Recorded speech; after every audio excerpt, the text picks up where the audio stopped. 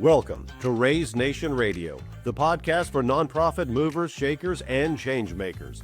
We are here to fuel your passion with a daily dose of fundraising inspiration while keeping the conversations and connections from the annual Raise Conference alive all year long. Tune in for fresh perspectives, bold strategies, and the hottest trends lighting up the nonprofit world. Whether you're just starting out or a seasoned pro, buckle up. Each episode is packed with lively discussions, expert insights, and creative solutions to help you make an even bigger impact. Now get ready for another exciting episode. Please welcome your host from One Cause, Dawn Lego.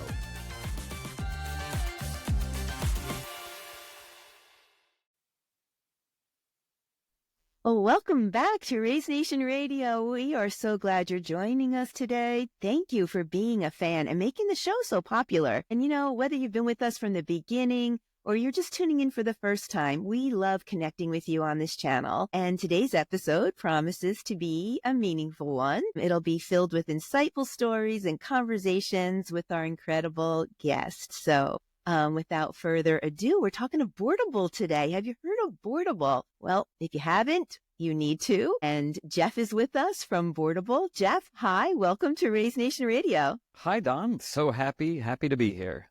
Yeah, well, why don't you? I know you, and I know your team well, and Jenny and everybody there at Boardable, thinking that most of the nonprofit space knows Boardable as well. In case they don't know you or they don't recognize that name, can you give us the elevator pitch? Introduce yourself, Boardable, what you do there, what Boardable does, and anything personal you want to share. We want to get to know Jeff. Fantastic. Would love to. So Boardable was born many years ago out of a partnership with United Way, particularly here in central Indiana. I did not know that. Yes. Okay. Yeah. So we're very, very familiar with the fundraising challenges and particularly the board challenges, which is how we got started with them.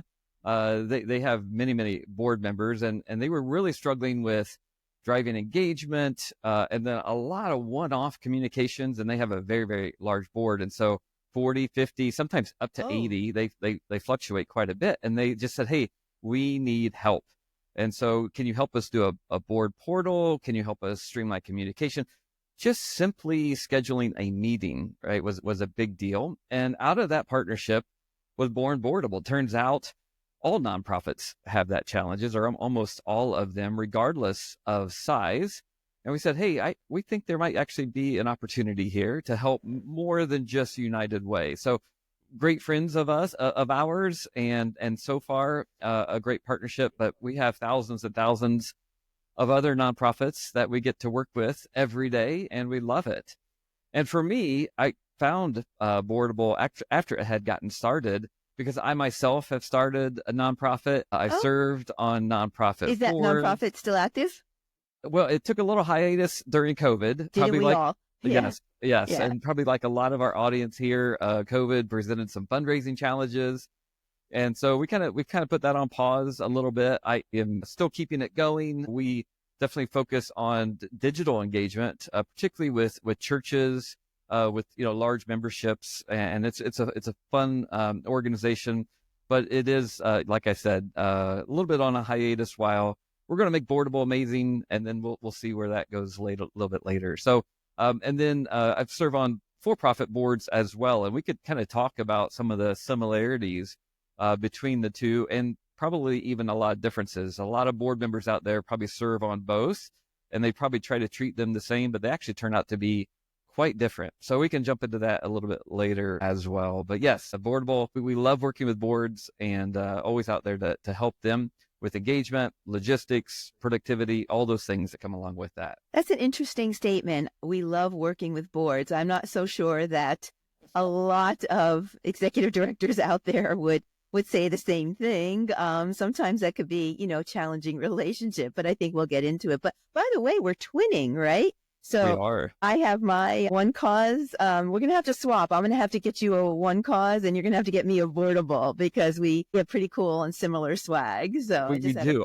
I need more One Cause swag. So yeah, everybody needs more way. One Cause swag in their life. So all right, let's get into it, because the relationship between nonprofit organizations and their board is interesting. I'll just leave it at interesting. So I'm going to hit you with the hard question. Just how can it be more collaborative, especially when it comes to the decisions that need to be made to grow the impact, financial decisions, tech decisions, programming?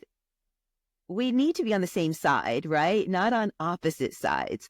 So what advice can you give to our audience who's probably listening very intently right now about just having a more collaborative atmosphere? Yeah, yeah. Well, first, it has to be centered around a passion for the mission, right? As long as everyone is aligned that, hey, this is what we as a nonprofit are trying to change in the world for the positive. As long as everyone's aligned on that, you have the foundation to be a great organization and have a great relationship with your board. Now, you might disagree on some of the hows of how you're going to make that mission happen, but it's key that you have a passion for it. And sometimes I find that a lot of board members tend to be more of your primary donors, right? And it gets to be overly fundraising index, and you need a good mix of both. But when it's not all about the mission in the end, that's part of it. The second thing that I think a lot about is when board members join the nonprofit, a lot of times they don't really know what role they're supposed to play. So if you don't, especially as an executive director, if you don't set the pattern or the expectations right up front, how much commitment are you looking for? What kind of outcomes do I need you to help me with? Whether it's I need help with budget, I need help with contracts, I just need help with just keeping an eye on things and bylaws and governance and all those things. You need to set those expectations first. We typically find, particularly, how board terms every year or two, people swap in and out, which they should. There's just a lot of consternation because you got a new group of people and they, without a lot of direction, just kind of go all over the place. And so it's important to kind of set up expectations with board members and define their role. They all have a passion, hopefully, but if you're not aligned, there's some challenges there. So set that up right up, and then things tend to go pretty well from there. Yeah. And is that something Boardable helps with?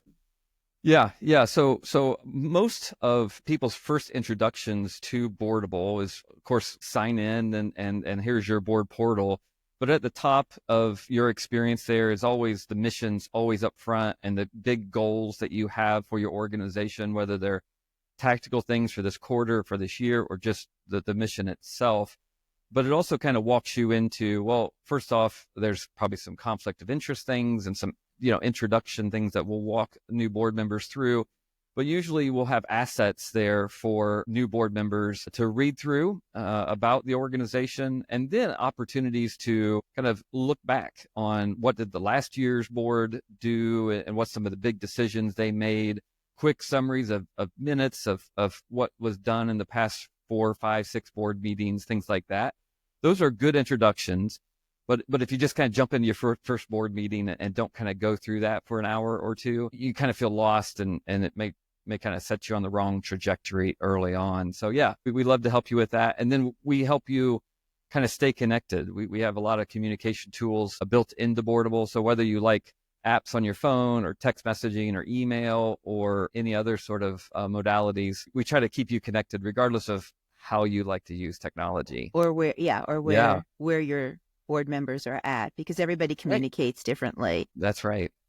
Even in my own house, we're a family of 4 and we all have our communication preferences. So I could imagine with a board, it's very interesting. What I'm hearing, Jeff, is that there's just some critical structure pieces up front that are so important that would save you long-term pain, right? Just having those roles and descriptions and expectations set. Like if you're on my board, Jeff, and I think that you're going to raise $50,000 and you walk in thinking that you're going to raise $3,000, we already are have a problem, right? So that's right. I think that what I'm hearing just at the onset is you really want to do a lot of your homework and structure before you even invite that first board to the table. That's right.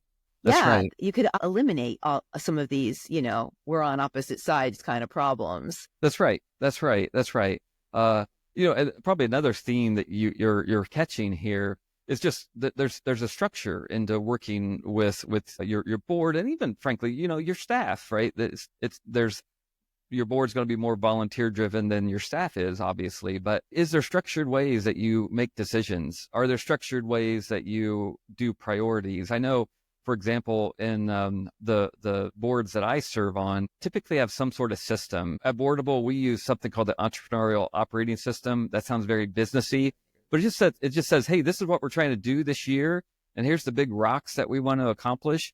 And I pulled it into one of our nonprofits, and it has changed the way that we did it, because we have a passion for that mission for sure, but we all have a different perspective on how we're going to get there. And just kind of build some of that structure too of, okay, here's the big objectives for this year. Here's what we're going to tackle this quarter. This is what we're going to talk about in this board meeting. That's critical. And it just makes things smoother. But if you're, especially from some of our executive director friends here, if you're just going to throw over a 500-600 page board packet, nobody's reading that, right? No one's right. reading that, and you don't share an agenda, and you kind of show up at a board meeting. Yeah, you might actually see your board as a negative. And so if you don't kind of set those things up, structure, getting your board members going early, you might have some challenges. But otherwise, boards are helpful, right? Yes, and you need to look at they're them that designed to way. be helpful, Yes, right? Yes. So I heard you mention something about volunteer board members. So that's really hard, right? I mean, we're all busy people, right? And we have good intentions. And sometimes we take things on thinking, but they're volunteer. Oh my gosh, it's such a balance. How can nonprofits motivate and engage those volunteer board members that, they did have the best of intentions, but perhaps they're not bringing exactly everything that we need them to bring to the table? What are some strategies there that we could share with our audience about engagement? Yeah.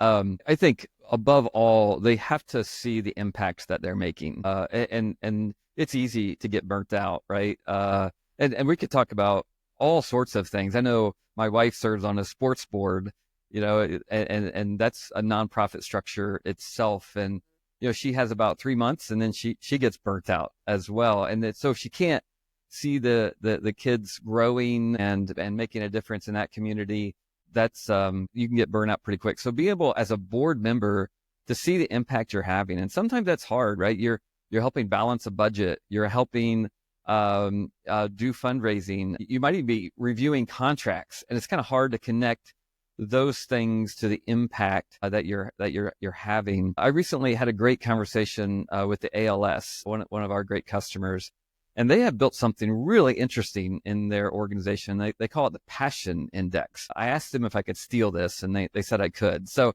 thank you, ALS. Yes, thank you, ALS. And what a wonderful organization.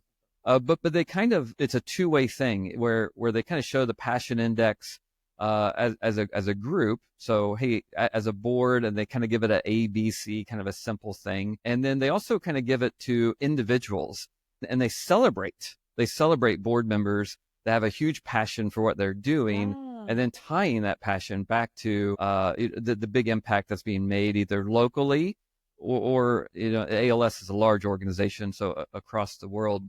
But to celebrate your board members is critical as well. And then I'll end with this, which is somewhat controversial in some nonprofits. I think controversial things on Raise Nation Radio. No kidding. I think board limits are key. I've met a lot board limits. Yeah. So like board number term of limits. People? Yeah. No. Oh, okay. Yeah. So I've met the president. Yeah. Yeah. Right. Exactly. Got it. Okay. Yeah. Also interesting topic, but we're not going to touch that here on Raise Nation Radio. I've worked with a lot of nonprofits that are struggling, right? Or are frustrated, particularly the executive directors or admins or whoever's working with that board. And almost always when I first meet someone, I find that when they're struggling, you have most of your board members have been there 4, 5, 6 years. They're equally frustrated, and, they don't know what to do, and they don't want to leave and abandon the executive director or the mission, but they also, they need a break, right? Because like we said, they're volunteers. And sometimes board terms just say, hey, I'm at a minimum, just take a year off, come back. We'd love to have you back. but sometimes a break is helpful, and go work on the professional and personal world, or go join another board for another nonprofit. I know at Boardable, the average user here serves on 2 boards, which is fantastic. But anyway, board terms is also things. Celebrate people, connect them to the impact that they're making, and then make sure that they have times to take breaks. Yeah. For a year or 2. And then even can come back. Yeah. Okay. Absolutely. Absolutely. Board terms doesn't say go away. It's a take a break, come back, and we'd love to work with you next year. Yeah. So Boardable, if I understand this correctly, it's really a place to centralize it all for the nonprofit, but also for the board member, and kind of takes you through step by step. So you almost just, okay, I need to do this now, right? Because you can think of it on your own, like, okay, I need to do my job descriptions. What else do I need? But Boardable kind of like keeps you on track and centralizes everything, kind of plays a role in board engagement and communications, really. I know if I was a board member and I had to deal with a phone call that I got, a text, an email, a document that I saved to my hard drive, a piece of paper that I got at a meeting, I'd probably I would want everything centralized where I can go to just one place. So that's what you do, right? Yes. And how important do you see that tech? And can you give us an example of a success story? Maybe if you could think of somebody, we love the ALSs of the world. We love, the United Ways of the world, but we do have audience members of all shapes and sizes. Right. So let's maybe pull out something that might be not such a large scale nonprofit that you could think of. Yeah, absolutely. So I think, technology plays a role, and that's what we try to set out to do. And we probably have 2 primary ways that we do that. One is we try to set a life cycle on the board, and whether it's a monthly or a quarterly, but usually centered around the board meeting. And that life cycle kind of starts with, hey, all the prep that needs to happen for the folks that are putting the board meeting materials together. So there's a life cycle around putting it together. Then there's the next step would be sharing that out, whether it's pre-reads, whether it's a full board packet, whether it's just an agenda and there's some collaboration with maybe an executive committee or something like that.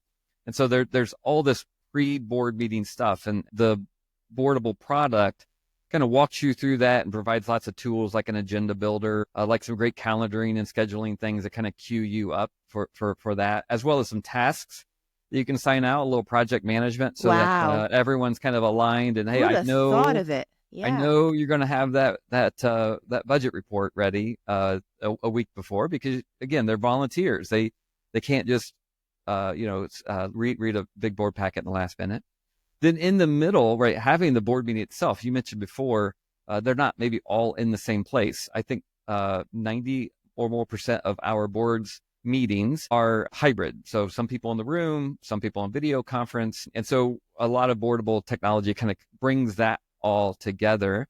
And a good story of that was the Fort Wayne Library here in Indiana. Of course, people grow up in their local library like they did in Fort Wayne, but people move away, but still have a passion for that library. They remember reading books and sitting in that corner and just taking adventures through what's in the library. But they move away, but they wanted to be a part of it. A lot of board members in California and Maine and all over the world, they wanted to come back and contribute. And so they brought on Boardable, and now they can have meetings with the board packet in front of them, video conferencing, but also people in the same room. Really cool technology to make that happen. And then part of that life cycle to kind of complete that is at the end, there's a lot of follow-up kind of built into Boardable after a board meeting. So were there commitments being made? Do I send the minutes out? And now with the wonderful world of AI, you can go interact with Boardable and the meeting through AI. So you can ask it a question. It's like, hey, what was the most important thing that we discussed? And probably the most popular thing we prompt our users to do is, hey, how could I have done better in that meeting? How could I have participated differently? How could I facilitate that and just get better at being a board member, being an attendee and a contributor to those meetings? So the life cycle of the meetings is one big role that technology plays. Communication is a second big one that we play with a lot of nonprofits. We just had, unfortunately, Jimmy Carter just passed away and had his funeral. One of his nonprofits called Friendship Force is a customer of ours, and they're just a wonderful organization. And they've kind of learned, likewise, communication's difficult. And when you do things individually through email and through text messaging and things like that, it just ultimately all gets lost. And we have a feature, we call it just discussions. It's much like maybe Slack or GroupMe, if some of our audience have used any of those tools. And they've kind of gone and centered on Boardable as the communication device, whether you want to use it, your app or email or on the website. All the conversation goes through Boardable, and it just kind of keeps everyone in sync, and they celebrate everything through Boardable. They share communications and collaboration through those features. And so, yeah, just wonderful, good examples of how technology kind of brings a board together, keeps you centralized on the mission, but also helps you collaborate and move things forward. Yeah. Wow, super exciting stuff. I'll tell you why. I mean, you have a lot of empathy in what you do because you are a board member and you ran a nonprofit. I'm getting it myself because I run a small nonprofit with my daughter. And so, I think we both speak from a place of, empathizing. We want to make sure the nonprofit and their boards are a strong, united, collaborative front, and doesn't always work out that way, but with Boardable, it really would make it easier. I wish I could talk to you for like hours, because I just feel this is such a topic that can strengthen and amplify our nonprofits.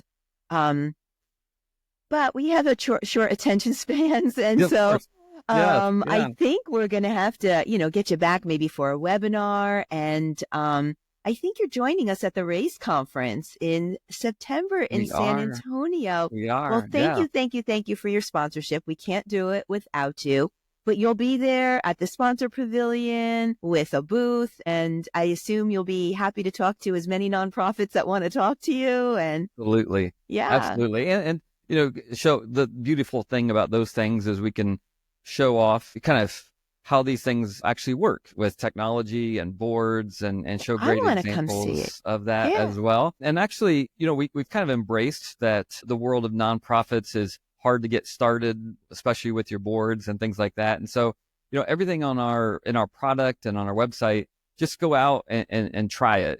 You can get started for free. We have a free version of our product. And that's part of our mission, right? We understand that we're focused on nonprofits. We ourselves are a business, right? And so we think about growing our business through those ways. Our mission is to help nonprofits maximize their impact. And we know that some folks need all in and everything that we can ever offer. And some things, they just need a little help. And on those little help opportunities, we're all about, a free version and letting you get in and get started. And then hopefully we can find more ways to help. Yeah. I think that's why Boardable and One Cause are friends, because, yes, we are for-profit companies. There's no denying that. We need to pay the electrical bill. Yeah. But, we really have that passion and empathy to help, that the people we serve. We call it here servant leadership. Right. So I love that. Well, I don't want to wrap up without asking a question that just summarize what advice you'd give to our audience that's trying to build a stronger relationship with their boards, and how do they ensure that they're just maximizing their board potential? It's all about driving impact, right? So if they're trying to build a stronger relationship, if they're trying to maximize the potential, can you close us out with what advice that you would give? Yeah, ultimately, it's all about mission and that passion for our mission, like we started. But there's also no substitute for leadership. And a lot of times I get to work with wonderful executive directors and CEOs that have that strong desire to make that positive impact through their mission. And sometimes they get so focused on that they kind of leave the leadership and the direction setting that their organization craves kind of behind, right? And it's all about serving the meals and building the homes and all the other positive, and that's great. That is fantastic.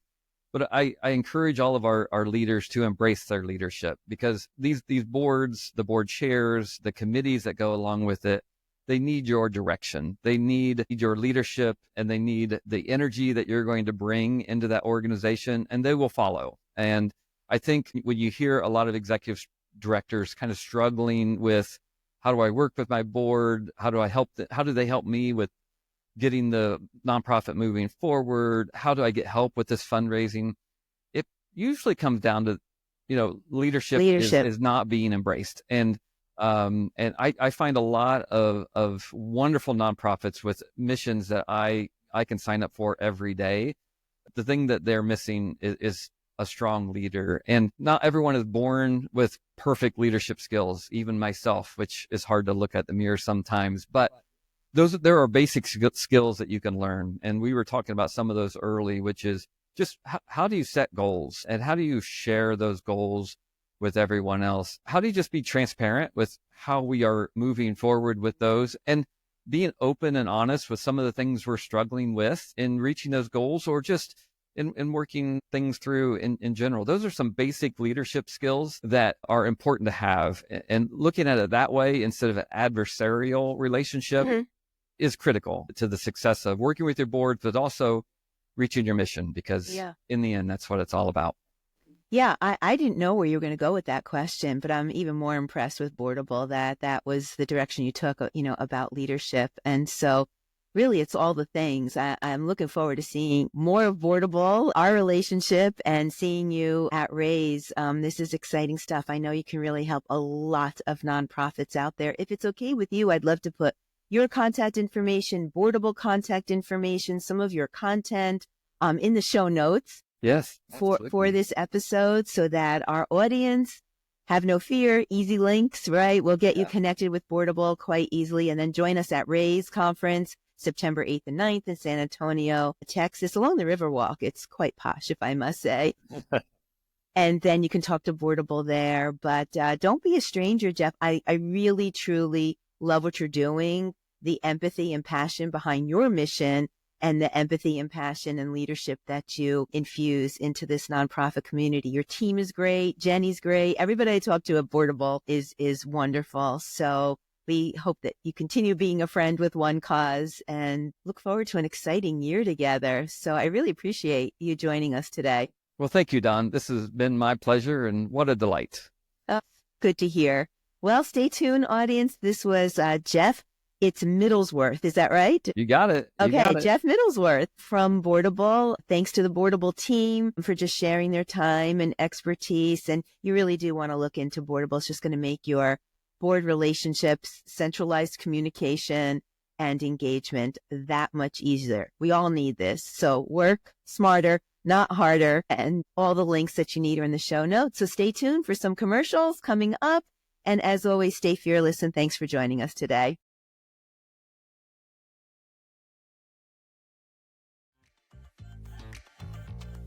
Fearless Fundraisers, that's a wrap for today. A heartfelt thank you to our guests for sharing their stories, insights, and expertise. And to you, our fantastic audience, for everything you do to build brighter tomorrows in our communities. We hope today's content inspires you to amplify your mission and grow your impact.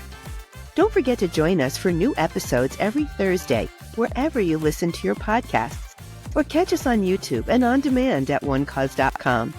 And before we go, we'd love your help in growing this podcast. If you enjoyed today's episode, please like, follow, and subscribe to Raise Nation Radio.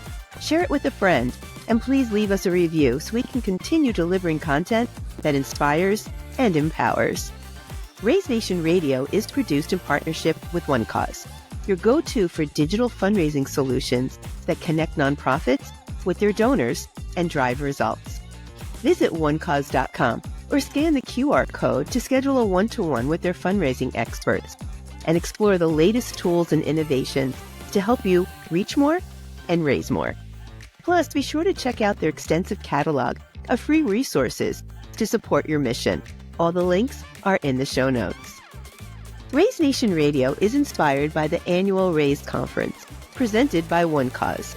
We'd love to see you in person at the next Raise event in September. It's a 2-day experience featuring over 35 CFRE accredited sessions, dynamic speakers, and the latest innovations from our sponsor pavilion, and priceless networking opportunities. And while you're there, don't miss the Fearless Fundraiser Party. It's where memories are made and lifelong friendships are formed. Secure your spot today at onecause.com/raise. The link is also in the show notes. Until next time, thank you for tuning in, and as always, stay fearless.